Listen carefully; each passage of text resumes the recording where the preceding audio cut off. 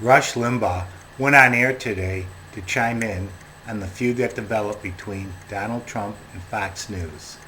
I have his commentary for you. Today about this or anything else today is not coming from a position of support for any candidate or opposition to any candidate.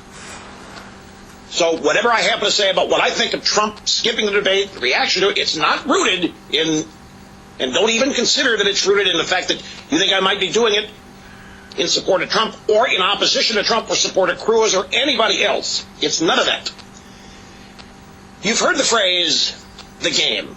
Every business has aspects of it that are considered the game, and that's the routine. And the game is characterized by everybody knowing the rules of the game.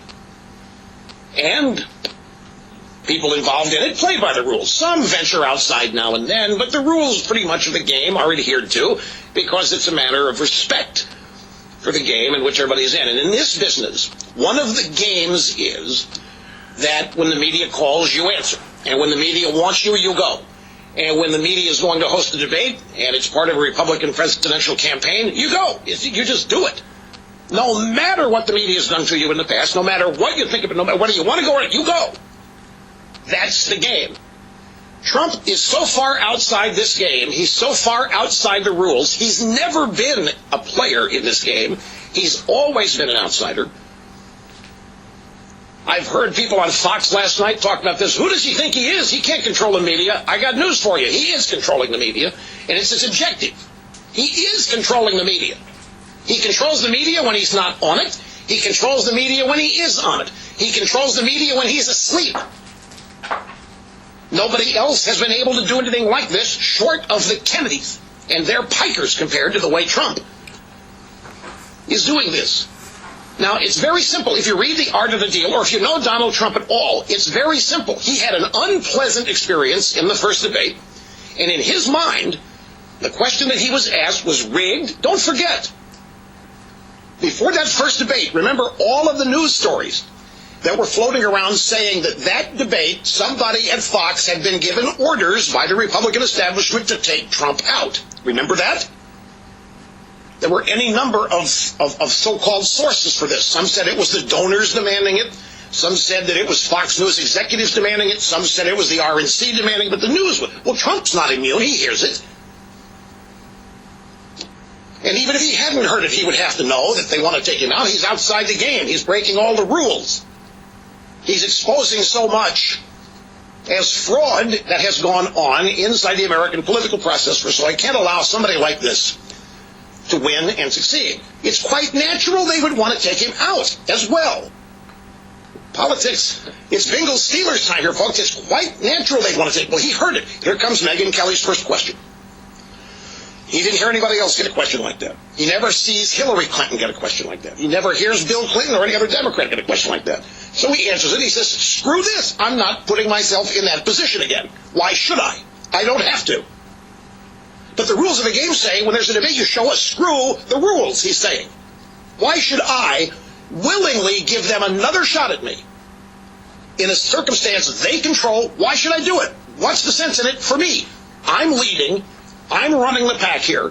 Why in the world should I put myself in that circumstance? I've already seen what's going to happen.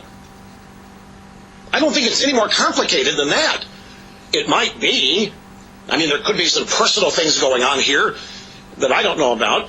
But just from the standpoint of knowing Trump, reading his book, and seeing how he operates elsewhere, in his mind, screw the rules, screw what's expected, screw this is just the way you do it. I'm not going to put myself in a position again where I'm going to be treated unfairly. I don't have to. I'm Donald Trump. Anybody can do this. Ted Cruz can choose to do it if he wants to. They just don't. Cruz and the rest of the pack are playing the rules of the game. Trump is saying, I don't have to do it. I don't want to do it. I don't have any respect for these people. What the hell?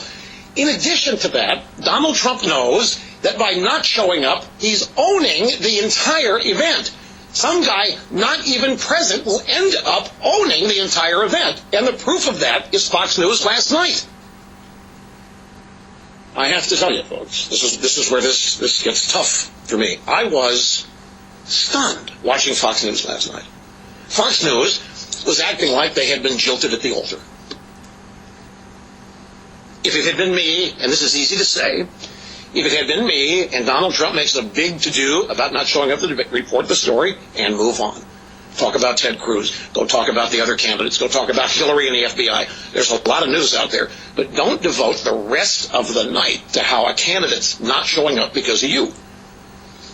I mean the network, not just Megyn Kelly. Then they bring in the analysts to analyze what it all means. And I'm watching this, and I'm really, this is very hard for me to say here, I'm stunned watching this. Because everybody's involved has to know that this is exactly one of the things Trump is hoping to achieve. And then bringing Michael Moore on late in that program to mock Trump.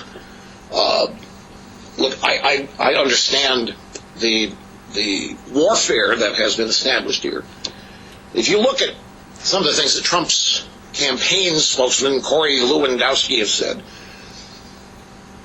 if you read between the lines, it looks like what really has tipped them off over at Trump Central is the mocking of Trump in the official PR statements that Fox has released, making fun. Well, they're going to call Putin, they're going to call the Ayatollah, and the Ayatollah and Putin, whatever. I think that might have been the nail in the coffin, as opposed to any lack of desire to face Megyn Kelly. But here's, folks, one other thing about this.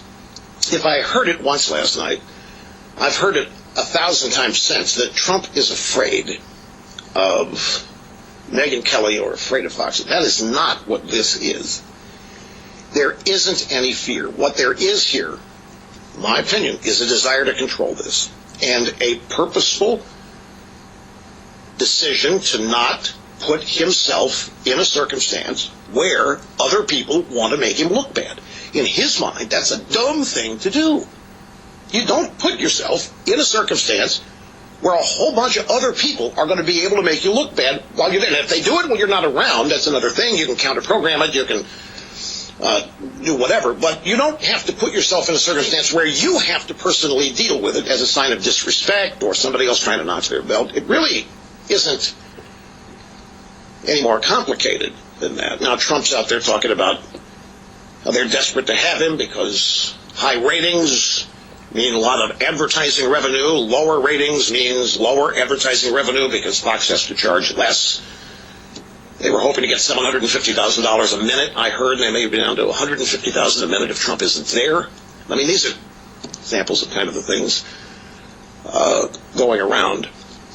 Now, should Trump be there or not? That's another question. Is Trump right in avoiding some place that makes him look bad or has the potential to make him look bad? Is it a smart move? Is it a bad move? Well, is it a smart move in terms of Iowa?